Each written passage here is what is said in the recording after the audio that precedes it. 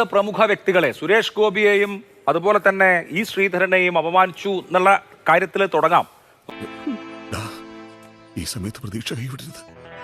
പിന്നെ ഞാൻ എന്ത് ചെയ്യണമെന്ന് പറയുന്നത്? എന്തെങ്കിലും ചെയ്യാം. നോക്കൂ, ഈ ശ്രീധരൻ അദ്ദേഹം ഈ ബജറ്റിന്റെ 2 ആഴ്ച മുമ്പല്ലേ വീണ്ടും റാപ്പിഡ് റെയിൽ കോറിഡോർ എന്ന സങ്കല്പം അത് എത്രമാത്രം ഫീസിബിൾ ആണ്, കേരളത്തിന് എത്ര ഇമ്പോർട്ടന്റ് ആണെന്നൊക്കെ പറഞ്ഞ് ഇങ്ങനെ ഇറങ്ങിയത്. കത്തിയും തോക്കുമെടുത്ത് പ്രതികാരം ചെയ്തില്ലെങ്കിലും എന്റെ വിദ്യാഭ്യാസത്തിന് അനുസരിച്ചുള്ള പ്രതികാരങ്ങളും ഞാൻ ചെയ്യണ്ടേ? ഞാനും വികാരമുള്ള ഒരു മനുഷ്യനാണ് മിസ്റ്റർ ജീവൻ. അദ്ദേഹം പ്രായമായ ഒരു മനുഷ്യനല്ലേ. പ്രധാനമന്ത്രി തിരുവനന്തപുരത്ത് വരുമ്പോൾ പ്രഖ്യാപിക്കും, അല്ലെങ്കിൽ ബജറ്റിൽ പ്രഖ്യാപിക്കും. ഇതായിരുന്നു പ്രതീക്ഷ. ആശാന്റെ ബുദ്ധി പാളിപ്പോയി. അല്ലേലും കുറെ നാളായിട്ട് ആശാൻ ആത്മവിശ്വാസത്തിന് കൂടുതൽ. അവസാനം എന്തായി?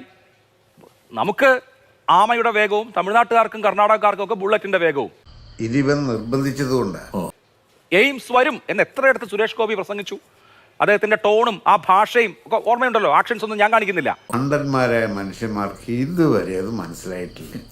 അത്ര ആത്മവിശ്വാസം ഉള്ളതുകൊണ്ടാണല്ലോ എയിംസ് വരും കേട്ടോ എന്ന് സുരേഷ് ഗോപി നാട്ടുകാരോട് മുഴുവൻ പറഞ്ഞത്. കേരളത്തിൽ എയിംസ് വരും മറ്റേ മോനെ എന്ന് മാത്രമേ എനിക്ക് പറയാൻ. എന്നിട്ട് ഇത് രണ്ടും ഇല്ല. ഇനിയിപ്പോ സുരേഷ് ഗോപി കേന്ദ്രമന്ത്രി നാളെ വന്നിറങ്ങുമ്പോൾ അല്ലെങ്കിൽ അടുത്ത ദിവസം കേരളത്തിൽ വരുമ്പോൾ എയിംസ് എവിടെ സാറേ എന്ന് പത്രക്കാരെ ചോദിച്ചാൽ അദ്ദേഹം എന്ത് മറുപടി പറയും? ഇനിയിപ്പോ നീ പെട്ടെന്ന് തിരിച്ചു വന്നിട്ട് ഇവിടെ ഒന്നും ചെയ്യാനില്ല, പതുക്കെ റെസ്റ്റ് ഒക്കെ എടുത്തിട്ട് നടന്നു വന്നാൽ മതി. താങ്കളുടെ ചോദ്യം കഴിഞ്ഞെന്ന് വിചാരിക്കുന്നു. പക്ഷെ താങ്കൾ ഒരു ശരിയല്ലാത്ത കാര്യം ചെയ്തു. ഞാൻ എന്ത് ചെയ്യാണെന്ന് നോക്കി നടക്കുക അവന്മാരും. അത് പറയാതിരിക്കാൻ വയ്യ. നിങ്ങൾ ചർച്ചയിൽ എന്നെ വിളിക്കുന്ന സമയത്ത് ജോൺ ബ്രിട്ടാസ് ഉണ്ടാവും എന്ന് താങ്കൾ പറഞ്ഞിരുന്നു. അത് കലക്കി. അപ്പൊ യുദ്ധം തുടങ്ങാൻ പോവാ? അതെ, ജോൺ ബ്രിട്ടാസ് ഇവിടെ വന്ന് പ്രസംഗിച്ചു പോകാനല്ല താങ്കൾ എന്നോട് പറഞ്ഞത്, ജോൺ ബ്രിട്ടാസുമായിട്ട് സംസാരിക്കാനാ. അദ്ദേഹം പറഞ്ഞതിനൊന്നും മറുപടി പറയാനുള്ള അവസരം എനിക്ക് തന്നില്ല. ചർച്ചയിൽ മര്യാദയല്ല എന്നാണ് ഞാൻ ചൂണ്ടിക്കാണിച്ചത്.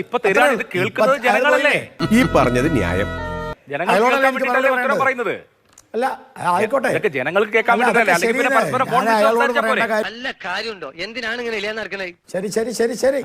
അല്ലല്ല, അദ്ദേഹത്തിനോട് പറയേണ്ട കാര്യം അദ്ദേഹത്തിനോട് പറയണം. അതിന് പറയാൻ അവസരം തരാതിരുന്നത് ശരിയല്ല കണ്ടപ്പം ഉണ്ടാന്ന് തോന്നി എന്നാണ് എനിക്ക് പറയാനുള്ളത്. അതാണ് എനിക്ക് പറയാനുള്ളത്. അത് ഞാൻ പറഞ്ഞു. വേണ്ടിയപ്പോ പഴയതൊക്കെ ഓർമ്മ വന്നു. അതങ്ങനെയാ. ഒന്ന് എയിംസ് വന്നില്ല. സുരേഷ് ഗോപി കോമാളിയായിട്ട് സുരേഷ് ഗോപിയെ ചിത്രീകരിച്ചു. കോമാളിയായിട്ട് ആളുകളെ കാണുന്നവർക്കെല്ലാം കോമാളിയായിട്ടേ തോന്നുള്ളൂ. നിന്റെയൊക്കെ തോന്നിയാസം ഇവിടെ ചോദിക്കാനും പറയാനും ആരുമില്ല. സുരേഷ് ഗോപി പറഞ്ഞ ഒരു കാര്യമുണ്ട്, അഭിലാഷ് മോഹൻ കേട്ടിട്ടുണ്ടാവുമെന്ന് വിചാരിക്കുന്നു. എൻ്റെ 5 വർഷത്തിന്റെ ഉള്ളിൽ ഈ കേരളത്തിൽ എയിംസ് വരും. ഇത് മറ്റേ ട്രോളുകാര് ഇപ്പൊ എടുത്തിട്ട് പെരുമാറാൻ തുടങ്ങിയാൽ നമ്മൾ വിജയിക്കും. മനസ്സിലായില്ലേ? യഥം വലം നോക്കാതെ ചെയ്തിരിക്കും. അടുത്ത വർഷം എയിംസ് വരും എന്ന് സുരേഷ് ഗോപി പറഞ്ഞിട്ടില്ല. ഫ്രാൻസിസ് ജോർജ് പറഞ്ഞത് എനിക്ക് ചിരി വരിക. എന്റെ പൊന്നു ചങ്ങാതി, ഇത് ഇന്ത്യയുടെ ബഡ്ജറ്റാ. എന്ന് വെച്ചാ വളരെ മോശമാണ്. ഇന്ത്യയുടെ ബജറ്റിൽ നിങ്ങൾ എല്ലാ സംസ്ഥാനവുമായി ബന്ധപ്പെട്ട കാര്യമാണ്. കണ്ടോ തർക്കുത്തരം പറയണോ? നിങ്ങൾ കേരളത്തിന്റെ ബജറ്റ് കേരളത്തിൽ അവതരിപ്പിച്ചില്ലേ? തൃശ്ശൂർക്കാരനാണ് ഗോപാലകൃഷ്ണൻ. കേരളത്തിന്റെ ബജറ്റ് അവതരിപ്പിച്ചപ്പോ തൃശ്ശൂരിന് എന്ത് കിട്ടി എന്ന് ചോദിച്ചാൽ മാങ്ങാത്തൊലിയാ കിട്ടിയത്. അത് അയവാച്ചൻ ഇത് ആദ്യം ആയതുകൊണ്ടാ. കുറച്ച് ദിവസം കഴിയുമ്പോൾ ഇതൊക്കെ ഒരു ശീലം ആയിക്കോളും. പ്രതിപക്ഷത്തിന്റെ ഇപ്പൊ ഇവിടെ ചർച്ചയിൽ പങ്കെടുത്ത ബ്രിട്ടാസ് ഉച്ചക്ക് മാധ്യമങ്ങളെ കണ്ടപ്പോൾ പറഞ്ഞത് ഒരു തെരഞ്ഞെടുപ്പ് കാലമായിട്ടും കേരളത്തിനൊന്നും കൊടുത്തില്ല. അറുത്ത കൈക്ക് ഉപ്പ് തേക്കാത്ത ഒരു തെണ്ടിയാണ് മുതലാളി. അല്ല, അങ്ങനെ ഒരു ചീത്തപ്പേര് മുതലാളിക്കുണ്ട്. തെരഞ്ഞെടുപ്പല്ലേ, തെരഞ്ഞെടുപ്പിൽ കയ്യടി മേടിക്കാനുള്ള ഈ സോപ്പ് പരിപാടി ഞങ്ങൾക്കില്ല. ഞാനൊരു പിന്തിരിപ്പിനല്ല, നിങ്ങളുടെയൊക്കെ വികാരങ്ങൾ മനസ്സിലാക്കാനുള്ള വിവേകം എനിക്കുണ്ട്. ഇടതുപക്ഷം ചുണ്ണാമ്പ് കലക്കി കിറ്റിലിട്ട് അതിനകത്ത് കുറച്ച് ശർക്കര ഒഴിച്ച് 1/2 കിലോ പഞ്ചസാരയും 1 കിലോ അരിയും ഇട്ട് നാട്ടുകാർക്ക് കൊടുക്കുന്ന കിറ്റ് എക്കണോമിക്സ് അല്ല ഭാരതീയ ജനതാ പാർട്ടി നടപ്പാക്കുന്ന സാമ്പത്തിക ശാസ്ത്രം. സമൂഹത്തിൽ ഒരു നേരത്തെ ആഹാരം പോലും നിഷേധിക്കപ്പെട്ട ആൾക്കാരുണ്ട്, അവർക്ക് കൊടുക്കണം. 2024 ലോക്സഭാ തെരഞ്ഞെടുപ്പിൽ ഞങ്ങൾ ആ ലോക്സഭാ തെരഞ്ഞെടുപ്പിനെ നേരിടുമ്പോൾ നിങ്ങൾ ആ തെരഞ്ഞെടുപ്പിലെ ബജറ്റിൽ അഭിലാഷ് മോഹനും ഗോപാലകൃഷ്ണനും ഇതേ വിധം ചർച്ച ചെയ്തതാ. ആ ബജറ്റിൽ ഏതെങ്കിലും സോപ്പ് ഉണ്ടായിരുന്നോ? എനിക്കും അന്നതറിയില്ലായിരുന്നു. നീ പറഞ്ഞു തരാനും തിരുത്താനും ആരെയും കണ്ടെത്തിയില്ല. അന്ന് ബീഹാറിന് ഒരു പ്രത്യേക പാക്കേജ് കൊടുത്തപ്പം ഇതേ ബ്രിട്ടാസ് ഇത് ലോക്സഭാ തെരഞ്ഞെടുപ്പിന്റെ ബീഹാറിൽ ഒരു പ്രത്യേക പാക്കേജ് കൊടുക്കരുത്, കാരണം ഇന്ത്യൻ ബജറ്റാണ്, അതൊരു പ്രത്യേക സംസ്ഥാനത്തിന് കൊടുക്കരുത് എന്ന് പറഞ്ഞ ആളാണ് ഈ ബ്രിട്ടാസ്. ഞങ്ങൾ കിറ്റ് കൊടുത്തിട്ട് അധികാരം പിടിക്കാറില്ല എന്നൊക്കെ പറഞ്ഞു. നല്ല കാര്യം, കിറ്റൊന്നും അല്ല കൊടുക്കുന്നത്. ഏറ്റവും ഒടുവിൽ കഴിഞ്ഞ ബീഹാർ നിയമസഭാ തെരഞ്ഞെടുപ്പിന്റെ ട്രംപ് കാർഡ് എന്ന് പറയുന്നത് 10 ഹസാരി സ്കീം. ഇതൊക്കെ ഒരു ബോണസ് ആയിട്ട് കരുതിയാൽ മതി, എന്നും പ്രതീക്ഷിക്കില്ല. 10,000 രൂപ മഹിളകൾക്ക്, ഏതാണ്ട് ഒരുപാട് ആളുകൾക്ക്, 1 കോടിയിലധികം ആളുകൾക്ക് 10 ഹസാരി 10,000 രൂപ കിട്ടി. അങ്ങനെ ഒരു മോഹം തോന്നി, നടന്നു കിട്ടിയാച്ചാൽ ഒരു കളറാവൂലോ. അതിന് മുമ്പ് മഹാരാഷ്ട്രയിൽ ലഡ്കി ബഹിന സ്കീം, മധ്യപ്രദേശിൽ ലഡ്കി ബഹിൻ സ്കീം. ഇപ്പൊ ഇത് കേരളത്തിൽ പിന്നെ കേന്ദ്ര ഗവൺമെന്റ് ആണോ? ഇത്രേ ഉള്ളൂ ഞങ്ങളുടെ ബുദ്ധി. ചീറ്റി പണ്ടാറൊടുക്കി പോയി. കേരളത്തിൽ കിറ്റ് കൊടുത്തെന്ന് പറഞ്ഞുകൊണ്ടാണ് മറ്റു സംസ്ഥാനങ്ങൾ കൊടുത്ത കാര്യം പറഞ്ഞത്. ബജറ്റാണ് അതല്ലത്, 2024 ഞാൻ ബജറ്റിന്റെ കാര്യമല്ല പറഞ്ഞത്. അതൊന്നും എനിക്കറിയാൻ മേല. ഇങ്ങനെ എന്തെങ്കിലുമൊക്കെ പറയുമ്പോഴേ എന്റെ മനസ്സിനൊരു സന്തോഷം ഉണ്ടാവുള്ളൂ. ഞാൻ എന്റെ സന്തോഷം നോക്കിയാ പോരെ. കേരളത്തില് ലോക്സഭാ തെരഞ്ഞെടുപ്പിനെ പറ്റി അല്ല, കേരളത്തിൽ എന്തോ ചുണ്ണാമ്പിട്ട് കിറ്റ് കൊടുത്തെന്ന് പറഞ്ഞില്ലേ? കേരളത്തിൽ എന്തോ ചുണ്ണാമ്പിട്ട് കിറ്റ് കൊടുത്തെന്ന് പറഞ്ഞില്ലേ? ഞാനൊരു ജാടയ്ക്ക് ഒന്ന് കൊഴിപ്പിക്കാൻ കുഴപ്പമായ 2024 ലോക്സഭാ തെരഞ്ഞെടുപ്പിനെ കുറിച്ചാണ് ഞാൻ പറഞ്ഞത്. ഞാൻ പറഞ്ഞത് 2024 ഞാൻ പറഞ്ഞത് വേറെ കാര്യമാണ്. മുമ്പ് നടന്ന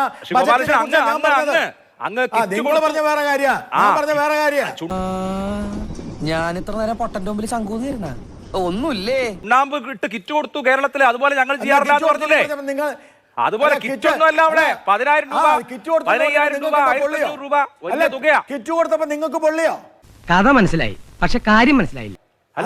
നിങ്ങൾ 4 വർഷം ക്ഷേമപെൻഷൻ കൊടുക്കാതെ 4 വർഷം, അതെ 4 വർഷം, അതെ നമുക്കറിയാവുന്ന മാർഗങ്ങൾ ഇതൊക്കെയല്ലേ ഉള്ളൂ. 4 വർഷം ക്ഷേമപെൻഷൻ കൊടുക്കാതെ 5ാമത്തെ വർഷം വന്ന് ക്ഷേമപെൻഷൻ കൊടുത്തിട്ട് വോട്ട് ചോദിക്കുന്ന പരിപാടി നമുക്ക് ഇല്ലാന്നേ. അതില്ലാന്നേ. തെരഞ്ഞെടുപ്പ് പ്രഖ്യാപിച്ചതിന് ശേഷം മഹിളകൾക്ക് 10,000 രൂപ മഹിളാ റോസ്കാർ യോജന. എല്ലാം എന്നെ കൊണ്ട് ഇത്രയൊക്കെ പറ്റുള്ളൂ. മഹിളാ റോസ്കാർ യോജന പ്രഖ്യാപിച്ചത് ഇലക്ഷൻ പ്രഖ്യാപിച്ചതിന് ശേഷം സംസ്ഥാനത്ത് പലതും നടക്കും. പിന്നെ ഞങ്ങൾ ചെയ്യുന്നതൊക്കെ ഓക്കെ. നിങ്ങൾ ആ രീതിയിൽ ശരി, മനസ്സിലായി. നീ ഒരു സൈക്യാട്രിസ്റ്റിനെ കാണുന്നത് നല്ലതാ. ഭ്രാന്താണെന്നല്ല ഞാൻ പറയുന്നത്. കയ്യിൽ നിന്ന് പോയി കഴിഞ്ഞാ പിന്നെ പറഞ്ഞിട്ട് കാര്യമില്ല. മനസ്സിലായി. ശരി, അത് മനസ്സിലായി. അത് സത്യം പറയുമ്പോ ഇങ്ങനെയൊക്കെയാണ്. ഇപ്പൊ വിഷമിച്ചിട്ട് കാര്യമില്ല. നമ്മളിവിടെ അത്ഭുതം കാണിക്കുമെന്ന് അവർ പ്രതീക്ഷിക്കുന്നുണ്ട്. മറുപടി പറയാൻ പോലും പറ്റാത്ത അവസ്ഥയിലാണോ സംസ്ഥാനത്തെ BJP നേതാക്കളുള്ളത്? എയിംസ് ഞങ്ങളുടെ കയ്യിലുണ്ട്, ഇത് എവിടെ വെക്കണം എന്ന് മാത്രം അറിവില്ല. അത് ആലപ്പുഴയിൽ വെക്കണോ, തിരുവനന്തപുരത്ത് വെക്കണോ, അതോ തൃശ്ശൂർ വെക്കണോ എന്നുള്ളൊരു സംശയം മാത്രമേ ഉള്ളൂ. ഇത് ഒന്നും പറ്റിയില്ല, ഞങ്ങൾ പുറത്തേക്ക് കൊണ്ടുപോയി കളയുമെന്നായിരുന്നു ഭീഷണി. തറവാടിത്തത്തിന്റെ ഏറ്റവും മകുട ഉദാഹരണമല്ലേ ഞാൻ ഈ പറഞ്ഞത്. ഇപ്പോൾ ഒരു മറുപടി പോലും പറയാൻ പറ്റാത്ത അവസ്ഥയാണോ യഥാർത്ഥത്തിൽ നിങ്ങളെ സംബന്ധിച്ചുള്ളത്? മറുപടി പറയാൻ പറ്റാത്ത അവസ്ഥയാണ് രേണുകോട് ആരാ പറഞ്ഞത്? ആർക്കും എന്താ മറുപടി പറയാൻ കുഴപ്പമുള്ളത്? ഇവിടെ എയിംസ് തരില്ല എന്ന് ആരെങ്കിലും പറഞ്ഞിട്ടുണ്ടോ? ഇങ്ങനെ ഷൗട്ട് ചെയ്ത് കഴിഞ്ഞാൽ നിങ്ങൾ വലിയൊരു മിടുക്കനാണെന്ന് തോന്നുന്നുണ്ടോ? ഭരണകാലത്ത് സ്വാഭാവികമായിട്ട് ഈ റെയിൽവേയുടെ കാര്യവുമായി ബന്ധപ്പെട്ട് നോക്കുമ്പോൾ നിങ്ങൾക്കറിയാലോ, 4 ട്രെയിൻ അതിന് മുൻപ് 14 ദിവസം കൂടി മാറ്റിവെച്ചിട്ട് ബഡ്ജറ്റിൽ കേരളത്തിനെ ചേർത്ത് പിടിച്ചു കേന്ദ്രം എന്ന് പറയിപ്പിക്കാമായിരുന്നില്ല. ഞങ്ങൾക്ക് അങ്ങനെ രാഷ്ട്രീയം ഉണ്ടായിരുന്നുവെങ്കിൽ വേണ്ട വിസ്തരിക്കണ്ട. 4 ട്രെയിൻ കൊടുത്തതിന് 10 ദിവസം നീട്ടിവെച്ചാൽ മതിയായിരുന്നല്ലോ. അങ്ങനെ ഇല്ലെന്ന്. ഇവിടെ ഏത് റോഡ് മറ്റേ ഹൈവേയുമായി മാറ്റിവെപ്പിക്കണ്ടായിരുന്നു. കേരളത്തിന് എന്തെങ്കിലും വാങ്ങിയെടുത്തിട്ട് നമ്മൾ വാങ്ങി, ഞങ്ങളാണ് വാങ്ങിച്ചു തന്നതെന്ന് പറയാമായിരുന്നല്ലോ ശ്രീ ഉല്ലാസ് ബാബു. നോക്കൂ, ഞങ്ങളാണ് ഇതിന് നേതൃത്വം നൽകിയത്, ഞങ്ങളുടെ സമ്മർദ്ദമാണ് കേരളത്തിന് ഇത് കിട്ടാൻ ഇടയാക്കിയതെന്ന് പറയാമായിരുന്നു. അതുണ്ടായില്ല. ജനങ്ങളുടെ കയ്യടി വാങ്ങിക്കാൻ തന്റെ ഈ തടിമെടുക്കും അടിയും ഇടിയും വെടിയും വയലൻസ് മാത്രം പോയി. രേണുക അങ്ങനെ പറഞ്ഞു, അത് കുഴപ്പമില്ല. പക്ഷെ ഞങ്ങളെ സംബന്ധിച്ച ഒരു കാര്യം വളരെ വ്യക്തമായിട്ട് പറയാം. കേന്ദ്രം ഭരിക്കുന്ന BJPയെ സംബന്ധിച്ചിടത്തോളം ഇതൊരു രാഷ്ട്രീയ സ്റ്റണ്ടാക്കി എടുക്കാനൊന്നും ഞങ്ങൾ തയ്യാറില്ല. കണ്ണീര് തുടച്ചിട്ട് കുറച്ചുകൂടി വിശ്വസിക്കാൻ തോന്നുന്നു. താങ്കൾ പറഞ്ഞു എയിംസ് ആർക്കും കൊടുത്തില്ലല്ലോ ഇത്തവണ എന്ന് പറഞ്ഞു. പക്ഷേ കൊടുത്ത വർഷങ്ങളുണ്ടല്ലോ, അവിടെ കേരളം പരാമർശിക്കപ്പെട്ടില്ല, കേരളത്തിന് കിട്ടിയില്ല. ഈ കിഴങ്ങനേതാ ഇതുപോലെ അങ്ങ് കൈകാര്യം ചെയ്താൽ മതി. ഓരോന്നിനും തർക്കിക്കാൻ നിന്നാ പിന്നെ അതിനെ സമയം കാണത്തുള്ളൂ. ഇത്തവണ 7 റെയിൽ കോറിഡോർസ് പ്രഖ്യാപിച്ചുവല്ലോ, കേരളമില്ല. കേരളത്തിന് എന്താ അതിന് അവകാശമില്ലേ, അർഹതയില്ലേ? ഇന്നലെ റെയിൽവേ മന്ത്രി എന്താ പറഞ്ഞത്? നിങ്ങൾ കേരളത്തിന് പുറത്തു പോയാൽ നിങ്ങൾക്ക് ഇതിന്റെ പ്രയോജനം കിട്ടുമല്ലോ എന്ന് പറഞ്ഞു. ഇന്ന് അദ്ദേഹത്തിന്റെ വാർത്താ സമ്മേളനത്തിന് വേണ്ടി കാത്തിരുന്നു. അദ്ദേഹത്തിന് അതിവേഗ റെയിലിനെ കുറിച്ച് ഒന്നും പറയാനില്ല. ഇതൊരു നടക്ക് പോണ ലക്ഷണില്ല. ഞാൻ ഇവന്റെ 2 വാങ്ങിച്ചിട്ടേ പോവുള്ളൂ. അദ്ദേഹം ഒരു ഉറപ്പും നൽകുന്നില്ല. അത് ഭാവിയിൽ ഉണ്ടാകും, എല്ലാ സംസ്ഥാനങ്ങൾക്കും കിട്ടുമെന്ന വാക്കിൽ ഒതുക്കുകയാണ് അദ്ദേഹത്തിന്റെ മറുപടി. എന്തിനാണ് ഇവിടെ ഈ ശ്രീധരൻ ഓഫീസ് തുറന്നത് എന്നത് കൂടി നിങ്ങൾ വിശദീകരിക്കണം. അപ്പോൾ ഞാനൊരു കാര്യം ചോദിക്കട്ടെ രേണുക വെറുതെ ചൂടായിട്ട് കാര്യമില്ല. അതുകൊണ്ട് തന്നെ ഫ്ലാഷ് ബാക്ക് മൊത്തം എനിക്കൊരു കേട്ടുകേൾവി. കാസർഗോഡ്, കായംകുളം, കൊല്ലം, കോഴിക്കോട്, കുട്ടിപ്പുറം, മാവേലിക്കര, നെയ്യാറ്റിൻകര, നിലമ്പൂർ, ഒറ്റപ്പാലം കഴിഞ്ഞോ? ഇല്ല സാർ. പരപ്പനങ്ങാടി, പയ്യന്നൂര്, പുനലൂര്, ഷൊർണൂര്, തലശ്ശേരി, തിരുവനന്തപുരം, തൃശ്ശൂര്, തിരുവല്ല, തൃപ്പൂണിത്തുറ, വടകര, വർക്കല, വടക്കാഞ്ചേരി ഇത്തരമൊക്കെ അമൃത് പദ്ധതിയുടെ ഭാഗമായിട്ട് ഈ റെയിൽവേ സ്റ്റേഷനൊക്കെ റീഡെവലപ്മെന്റ് നടത്തുന്നത് എന്റെ രേണുകയ്ക്ക് മനസ്സിലാവുന്നില്ലേ? എന്തോ വലിയ തെറി കേട്ട പോലെ. രേണുകയ്ക്ക് എന്തോ വായിക്കാൻ അതൊന്നും തോന്നാത്തത് എന്താ? രേണുകയുടെ മാധ്യമ പ്രവർത്തന രംഗത്ത് ഇത്ര കോടി രൂപ അതിനകത്ത് ചെലവാക്കുന്നത് കാണാൻ പറ്റാഞ്ഞത് എന്താ? റെയിൽവേ സ്റ്റേഷനൊക്കെ ഡെവലപ്പ് ചെയ്യുന്നത് എന്താ രേണുകയ്ക്ക് കാണാൻ സാധിക്കാത്ത?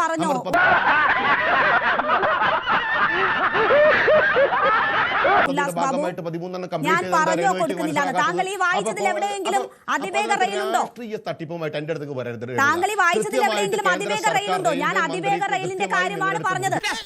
ഇങ്ങനെയാണെങ്കിൽ ഞാൻ കളിക്കല്ല, ഞാൻ നേരെ ചിറാപുഞ്ചിയിൽ പോയി മണം വിൽക്കാൻ പോണു. ഞാൻ ചോദിക്കട്ടെ അതിവേഗ റെയിലിന്റെ കാര്യത്തിൽ തരില്ല എന്ന് പറഞ്ഞോ? ഞാൻ രാഷ്ട്രീയ തിമിരം ബാധിക്കരുത് ആങ്കർക്ക്. ആങ്കർ രാഷ്ട്രീയ പാർട്ടിയുടെ വക്താവരുത് കേട്ടോ.